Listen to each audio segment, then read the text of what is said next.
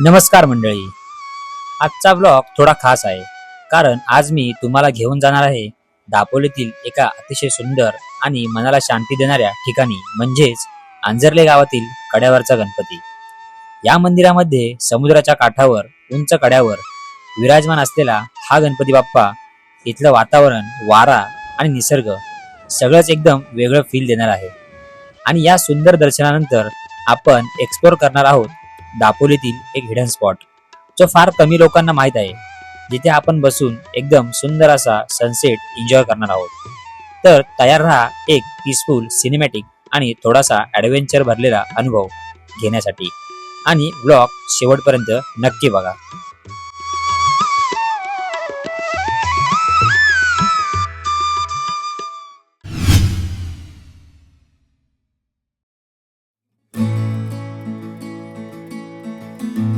तर मंडळी, आजचा आपला प्रवास सुरू होतोय खेडमधील बोरघर या गावातून, आणि आपण निघालोय अंजर्लेमध्ये असलेल्या कड्यावरच्या गणपतीच्या दर्शनासाठी.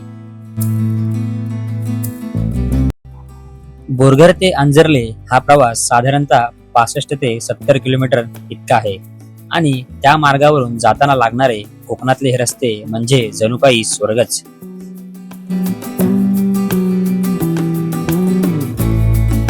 आणि आता आपण येऊन पोचलोय अंजर्ले गावातील एका सुंदर खाडीपाशी.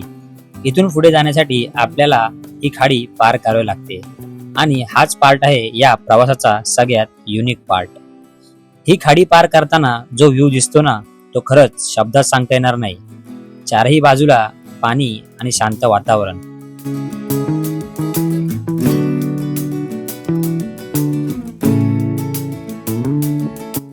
फायनली आता आपण येऊन पोहोचलोय अंजर्ल्यातील सुप्रसिद्ध कड्यावरच्या गणपतीजवळ. समुद्र किनाऱ्यावर उंच कड्यावर बसलेला हा गणपती, व्ह्यू पण जबरदस्त आणि फिलिंग पण वेगळीच.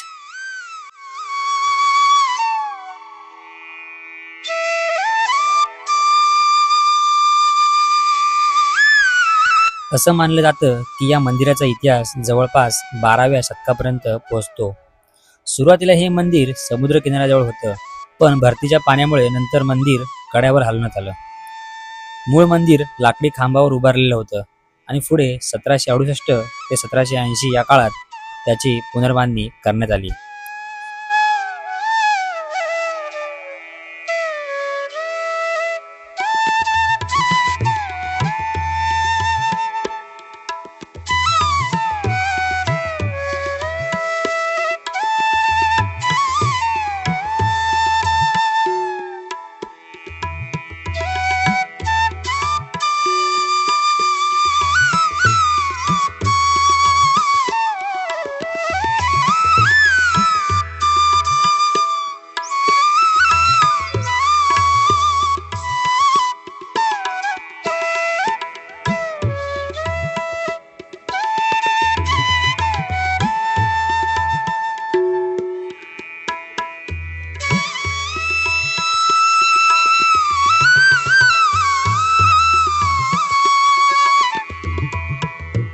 मंदिरात पाऊल टाकताच सगळ्यात आधी नजरेत भरतो तो इथला सुंदर घुमट. अलीकडेच मंदिराचा जीर्णोद्धार करण्यात आला आहे, त्यामुळे आतले बांधकाम खूप स्वच्छ, सुंदर आणि आकर्षक दिसतं. पारंपरिक शैली आणि आधुनिक बांधकाम याचा एक छान संगम इथे पाहायला मिळतो. आणि समोरच आपल्याला दर्शन होतं ते अंजर्लेचा कड्यावरच्या गणपती बाप्पाचं.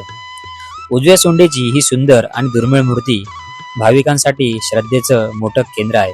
असं मानलं जातं की इथे मनापासून केलेली प्रार्थना नक्कीच पूर्ण होते, म्हणून इथे येऊन दर्शन घेतल्यावर मन एकदम शांत आणि समाधानाने भरून जातं. गणपती मंदिराच्या शेजारीच भगवान शिवांचं एक सुंदर आणि शांत मंदिरही आहे, जे या ठिकाणाच्या आध्यात्मिक वातावरणात अजून भर घालतं.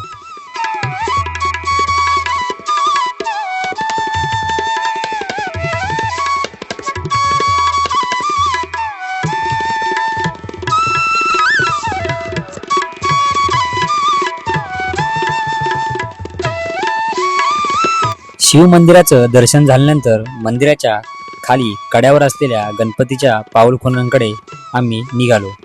असं मानलं जातं की इथेच गणपतीचं पाऊल पडलं होतं, म्हणून हे ठिकाण खूप खास मानलं जातं. आणि हेच ते गणपतीचं पवित्र पाऊल. इथे येऊन दर्शन घेतल्यावर एक वेगळी शांतता आणि सकारात्मक ऊर्जा जाणवते.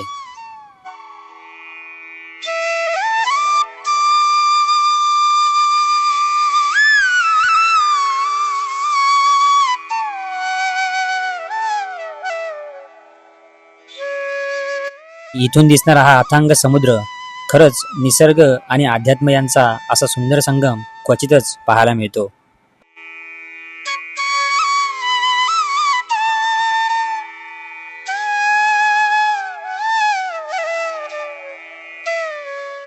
कोकणातला हा फक्त एक टुरिस्ट स्पॉट नाही, ही आहे श्रद्धेची जागा, इतिहासाची साक्ष आणि निसर्गाचं जिवंत सौंदर्य. जर तुम्ही दापोलीत आलात तर कड्यावरच्या गणपतीचं दर्शन नक्कीच घ्या. कड्यावरच्या गणपतीचं शांत दर्शन घेतल्यानंतर आमचा प्रवास पुढे निघाला आंजर्लेच्या आणखी एका सुंदर ठिकाणाकडे.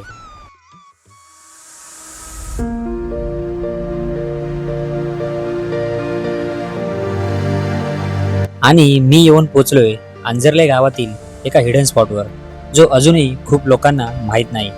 हा आहे आंजर्ले तरेबंदर, शांत समुद्रकिनारा.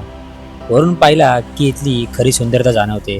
निळाशार समुद्र किनाऱ्यावर आदळणारा लाटा आणि निसर्गाकडे पसरलेली शांतता. इथे आल्यावर वेळ जणू थांबल्यासारखा वाटतो आणि मन पूर्णपणे निसर्गात हरवून जातं.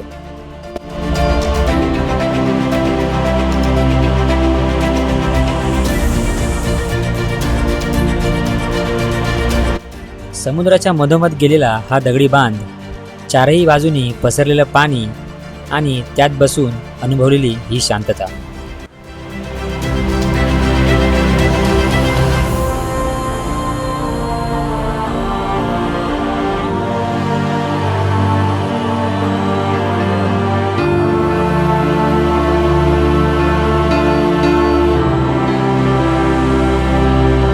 इथे बसून आम्ही तो सुंदर सनसेट एन्जॉय केला.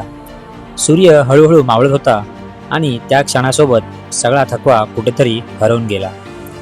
कधी कधी अशा ठिकाणी येऊन काही न करता फक्त बसून राहणं हाच सगळ्यात मोठा आनंद असतो.